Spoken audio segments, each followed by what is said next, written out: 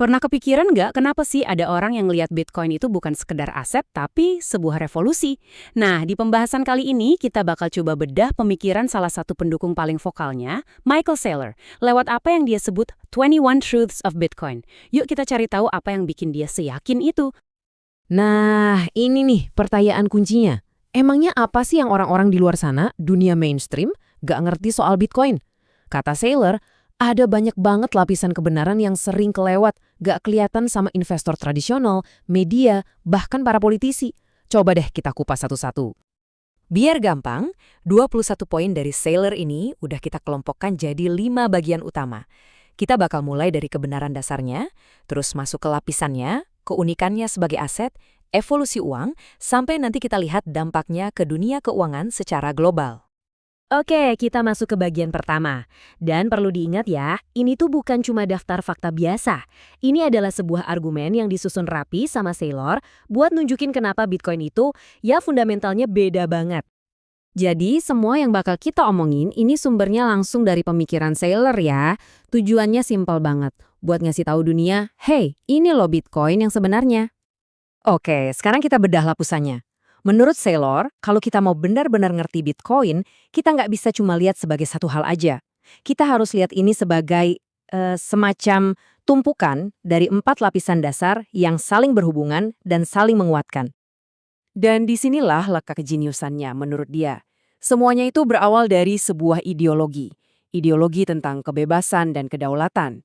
Ideologi ini kemudian diwujudkan jadi sebuah protokol. Semacam aturan main digital yang kaku, nggak bisa diubah-ubah, kayak misalnya pasokan yang mentok di 21 juta koin. Nah, dari protokol inilah lahir sebuah aset yang benar-benar langka. Dan yang jagain ini semua? Sebuah jaringan global yang nggak ada bosnya. Jadi asetnya itu sendiri sebenarnya cuma puncak gunung es. Fondasinya jauh lebih dalam dari itu. Nah, sekarang kita udah paham kan lapisannya? Yuk kita lihat lebih dalam lagi. Sifat-sifat apa aja sih yang bikin Bitcoin ini, kata Saylor ya, jadi sebuah aset yang bener-bener baru dan bahkan mungkin superior? Ini nih salah satu ide Saylor yang paling kuat. Dia nyebutnya konsepsi tak bernoda atau immaculate conception. Coba deh bayangin, nggak ada CEO-nya, nggak ada perusahaannya, nggak ada negara di baliknya yang bikin ini buat cari untung. Bitcoin itu kayak muncul gitu aja, sebagai hadiah buat dunia. Menurut Saylor, justru inilah yang bikin Bitcoin jadi aset paling netral dan paling etis sepanjang sejarah manusia. Pandangan Saylor di sini, wah provokatif banget. Dia tuh pada dasarnya bilang kalau komoditas lain kayak emas atau minyak itu investasi sampah buat jangka panjang. Loh kok bisa? Gini alasannya. Setiap kali harga komoditas itu naik, manusia kan pintar, pasti bakal nemuin cara buat nambang lebih banyak, ngebor lebih banyak. Jadi pasokannya itu nggak akan pernah benar-benar pasti, selalu bisa nambah. Kalau dibandingin, bedanya jauh banget. Coba lihat, di satu sisi ada Bitcoin, pasokannya absolut, mentok, nggak ada yang nerbitin, dan bisa dikirim kemana aja secepat cahaya. Di sisi lain, ada komoditas fisik. Pasokannya relatif, tergantung sama manusia yang nyari. Dan kalau mau mindahin, ya butuh kapal, butuh truk. Ini benar-benar perbedaan fundamental antara dunia digital dan dunia analog. Dan disinilah kita mulai bisa lihat skala potensinya. Logika Saylor tuh sederhana.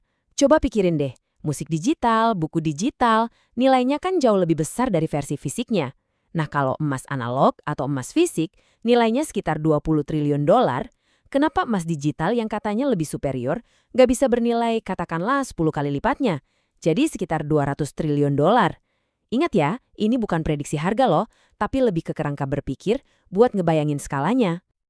Oke, sekarang kita masuk ke ide yang mungkin paling radikal dari semuanya.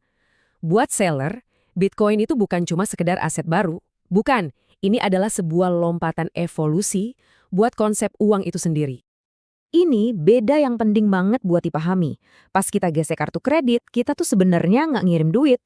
Kita ngirim IOU atau surat utang janji bayar. Prosesnya butuh berhari-hari, biayanya mahal baru benar-benar beres. Saylor nyebut ini kredit digital.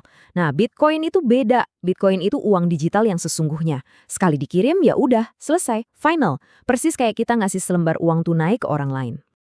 Coba deh lihat perbandingan ini. Di satu sisi, uang kita nilainya terus meleleh kena inflasi. Kekayaan kita bisa berkurang separuh setiap 36 tahun. Di sisi lain ada sebuah aset yang dari sananya dirancang untuk abadi, nilainya terjaga. Kata Saylor, ini tuh udah bukan soal opini, tapi pilihan matematis. Mau milih yang pasti terkikis atau yang diprogram untuk selamanya? Nah, poin ini ngebawa kita ke gagasannya tentang uang sempurna. Saylor bilang, para pemikir ekonomi hebat di masa lalu tuh nggak mungkin bisa ngebayangin hal ini. Kenapa? Ya karena teknologinya belum ada, mereka belum punya internet. Jadi bagi dia Bitcoin ini adalah wujud pertama dari uang yang nggak bisa didevaluasi, nggak bisa diturunkan nilainya. Sebuah fondasi baru yang super kokoh buat ilmu ekonomi.